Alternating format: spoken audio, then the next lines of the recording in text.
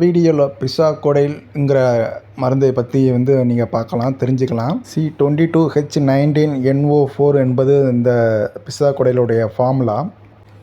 இந்த மருந்து எப்பொழுது கண்டுபிடிக்கப்பட்டதுன்னா 1953ஆம் வருடம்.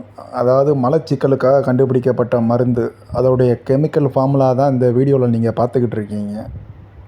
மலச்சிக்கல் எதனால் ஏற்படுதுன்னா, அதாவது நார்ச்சத்து உணவுகளை நம்ம அவாய்ட் பண்ணுறனால அந்த பெருங்குடலில் உள்ள அந்த கழிவுப் பொருட்கள் வெளியேற முடியாமல் குடல்லே அடைச்சிக்கிறதுக்கு பேர் தான் அந்த மலச்சிக்கல்ங்கிறது காரணம் வருது.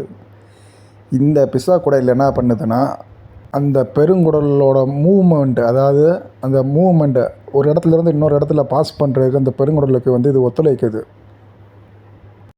இதனால் பெருங்குடலில் உள்ள கழிவுப் பொருட்கள் வெளியேற்றப்படுகிறது.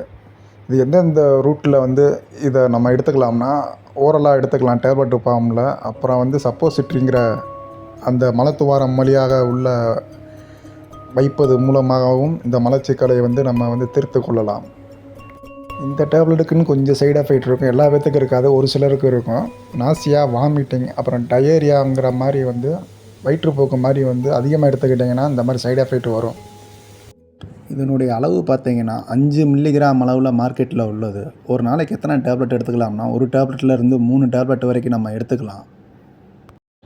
இந்த பிசாகோடைல் பல்வேறு நாடுகளில் பல்வேறு பேரில் இருக்குது. நம்ம நாட்டில் டல்கோலாக்ஸ், மற்ற நாட்களில் பார்த்தீங்கன்னா கரெக்டால், பிஸ்ஆக்டிவ்ங்கிற பேரில் இருக்குது.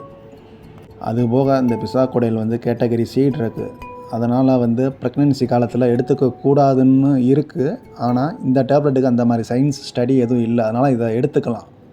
இது குழந்தையோட கருவை பாதிக்காது. இதை ஒரு தற்காலிகமாக எடுத்துக்கலாம், 1 நாள் 2 நாள், அதாவது ஒரு மந்த்லி அந்த மாதிரி. ஆனால் கண்டினியூஸாக தொடர்ந்து இதை எடுத்துக்கக்கூடாது. இதையே எடுத்துக்கிட்டிங்கன்னா இந்த டேப்லெட்டு போட்டால் தான் உங்களுக்கு வெளியே டாய்லெட்டு போகிறோங்கிற ஒரு ஹேபிட் உருவாகிடும். அப்புறம் இந்த டேப்லெட் எடுத்த 1 மணி நேரத்துக்குள்ளேயே நம்ம இந்த ஜெலுசில் அந்த மாதிரி மருந்து எதையும் எடுத்துக்கொள்ளக்கூடாது, பால் குடிக்கக்கூடாது. இதுதான் இதனுடைய ப்ரிகாஷன்ஸ். அடுத்த வீடியோவில் அடுத்த மருந்தினை பற்றி தெரிந்து கொள்வோம். இந்த வீடியோ உங்களுக்கு பிடித்திருந்தால் லைக் பண்ணுங்கள், ஷேர் பண்ணுங்கள், கமெண்ட் பண்ணுங்கள்.